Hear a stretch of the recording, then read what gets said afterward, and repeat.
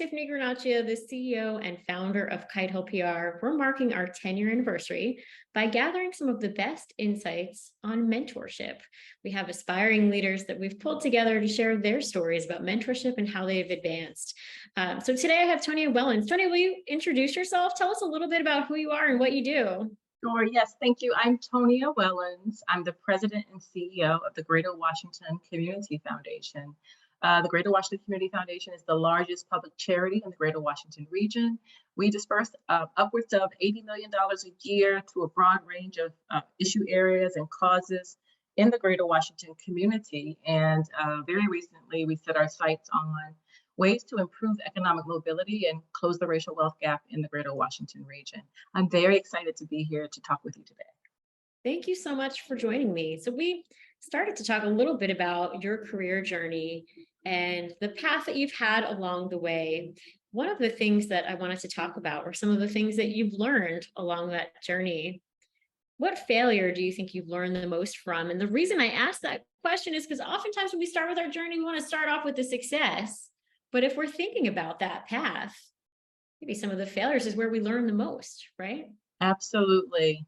You know, I'll say that I've learned the value of patience on the career journey. I would say early on in my career, I just wanted to be the boss so badly. You know, I didn't want to do the mundane things to learn the job because I had my sights set on bigger things from early on. And I just realized that patience is just a virtue. It really, really is. One story I'll quickly tell is when I was interviewing for a very interesting role at the World Bank Group. I knew that that was the job for me. I was 100% confident that that was my job. And I went through the interview process, did a panel interview with about 6 or 7 employees, and I thought the job was mine. And it turns out that they offered the job to someone else, someone who had, more years of experience, more qualifications than I. I was number 2. Tiffany, is interesting because they offered the position to the other person and she turned it down. And then they called me back. And one of the things that I'm so happy that I did was I sent an email to everyone that I'd interviewed with after they turned me down, tried to engage them. And I think it was kind of that extra touch that made them say, okay, maybe we should give her a call back to see if she can actually do the job. And so they took a chance on me, not having all of the experience or the skills, but really investing in the confidence and my passion for the role. And so I wasn't number 1 when I was selected in the running for that job, but it ended up being my job after all. I love that perspective. One of the things that I try to remind myself of oftentimes is to see every challenge as an opportunity. And in that failure, how can you turn it into a success? So it's such a great example of looking at something that at the time that must have felt like a setback. I remember when I was first starting the agency, right? Just first trying to get those new clients and lost a big client. And you just feel like, this feels like a loss to me because I wanted it so bad. That's right. That's right. But it's such a great perspective. I'd love to know, how do you talk about patience as a virtue? How do you kind of cultivate that in yourself? And to me, it's coupled with what you clearly have is motivation. So how did you stay motivated in pursuit of your North Star? Sure. So one of the best pieces of advice that a professor gave me probably when I was a junior in college, and I was complaining that there weren't a lot of internships in political science, paid internships in political science or international development, which was my area of study. And he said, you only need 1. So I didn't need a lot of opportunities. I just needed 1 opportunity. And I'll tell you, I've taken that advice with me because it's that 1 opportunity and having the patience to kind of weed through all the things that seem like obstacles, to sometimes do the mundane things, knowing that there's a bigger picture, a greater opportunity at the end of the road, and just kind of persevering through. And sometimes, Tiffany, what I've learned is that it's in the mundane that you really kind of understand what it takes to to be successful, what it takes to get a project off the ground, what it takes to really engage people, which is a big part of what my job is around engagement. They want to know, my clients want to know that I understand the details and the mechanics as well as the big picture. And so it's the mundane that gets you, teaches you what's kind of beneath the surface so that you can have sort of these big picture perspectives and outlooks on the opportunity for impact, particularly in community development, which is the work that I do. That's such a great point is you're having patience, but you're really looking at the details as you're starting to unpack what success looks like for you and for your organization. Absolutely. That's something that you learn along the way, right? What do you wish you knew at the start of your career that you know now? What would you tell your, that junior self when you were first starting out? I would tell my junior self to do lots of different things, unique things, to spend time with, more people from various backgrounds. Just because you get to learn so much from what other people have done, other people's failures, other people's successes. And I would say spend more time with people who are far more senior than you. A lot of times along your journey, you kind of hang out with a peer group, and I think that's great and that's fun. But it's the people that have been in the business for 20, 30 years that have so much knowledge and wisdom and insight that I just right now, even at this stage of my career, I want to learn everything that they know so that I can apply it to my own journey as I continue along the way. I love that. Just think about, how can you start to gain new perspectives and Mhm. really challenge yourself and challenge what you know. What advice would you give to someone who's trying to understand how they gain those new perspectives or how to make those new connections? What tips would you give them? Sure. I'd offer that relationships should not be transactional, that they really have an opportunity to be transformational. And you shouldn't see a networking opportunity just as a way of sharing business cards or a pathway for someone to do something for you, but to really look at, what is it that I have to offer this person that I'm engaging with, and then what is it that they have to offer me, so that it can really be a win-win rather than, just kind of a transactional relationship. There's so much beauty and value in people's experiences that we just need to spend a little more time unpacking them and sharing of ourselves. I think mentorship has an opportunity to be a two-way street. That's such a great point when you say relationships can be transformational, not just transactional. That's how you start to approach making connections and Mhm. about gaining those new perspectives and what can I get out of the connections that I've made overall. What would you say is the most valuable experience that you've had throughout your career? I've had so many, Tiffany, and I am so grateful. I always say, looking back over my experiences, that it's some of the things that have happened or the exposures that I've had, I wouldn't believe it if it hadn't happened to me. But I will point to that job where I was the second pick. It was one of the most important and pivotal experiences that I had, working at the World Bank, working for an amazing CEO. Elizabeth Littlefield is her name. And she actually put me in positions where I wasn't quite qualified or ready for, because she knew that I had the capacity and the capability if given the opportunity and the exposure. And so she really put me in rooms and in places and gave me hard jobs to do. Manage the budget and finance, which I didn't have a lot of experience in. I was a programs person. But I learned it. I learned, how to build financial statements, how to present them in a sort of really technical audience for technical audiences.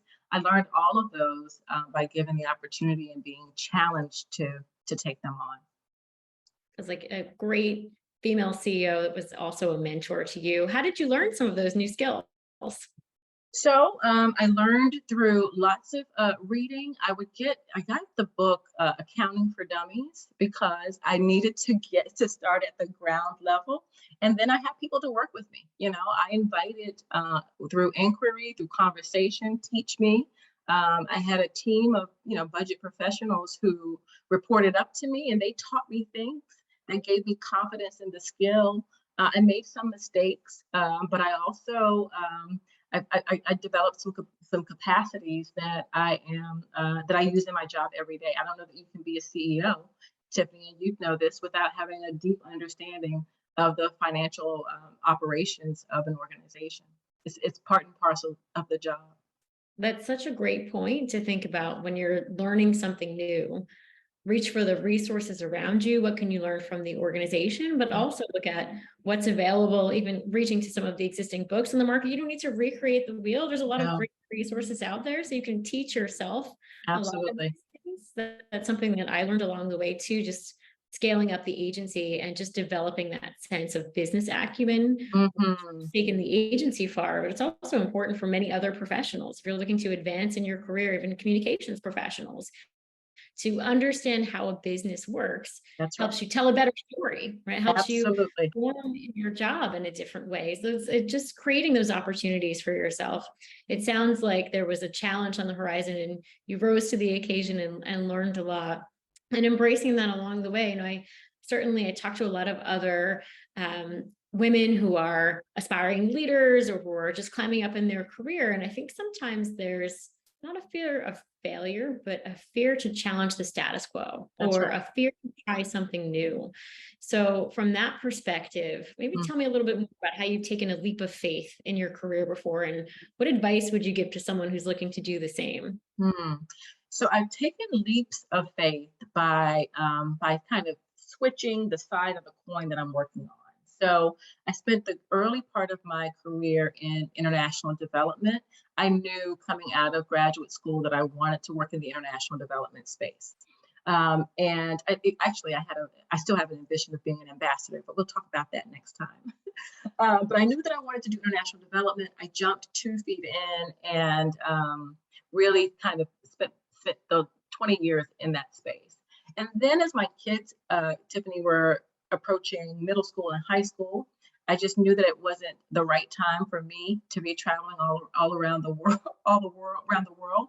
I needed to be home so that I could spend more time with them. And so I took a leap of faith by leaving international development, coming back over to the kind of local community development space where my connections were not as strong.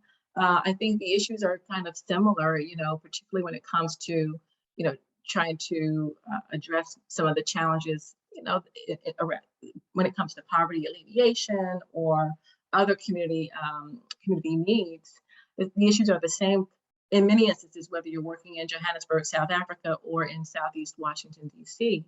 But the environment is different. The networks are different, and so I took a leap of faith by leaving the sector that I knew very, very well and coming to the hyperlocal community development work, where I've just had to build new relationships, understand new context, do a lot of listening and learning and trusting my colleagues and team members as I try to implement a new approach to doing work. So that was one of the most recent leaps of faith I've taken, switching career sides from international to local community.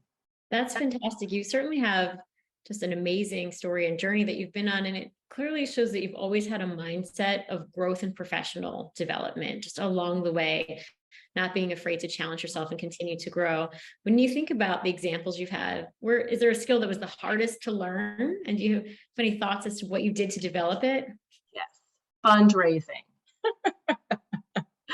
I'd say fundraising was the hardest skill to learn, or to think about it as fundraising. When I've spent most of my career working on the program development side of things, and people used to always tell me, program people are the best fundraisers because again, they understand the context, they understand the work that needs to happen. They don't always understand, have the disposition to ask people for money, to ask individuals or organizations for an investment. And I just started. I honed the skill by practicing. You can't be a fundraiser if you're not asking. And so, in this current role, I spend a lot of time connecting with people about things that they care about and then trying to connect the thing that they care about with the work that we're doing. And so it makes the ask a lot easier. And what I've learned that I'll share is that people invest in people. They're not necessarily investing in a program, they're not investing in a strategy. They're really investing in me, which is why relationships are me and the organization that I represent. But that's why relationships and building trusted, transformational relationships are incredibly important.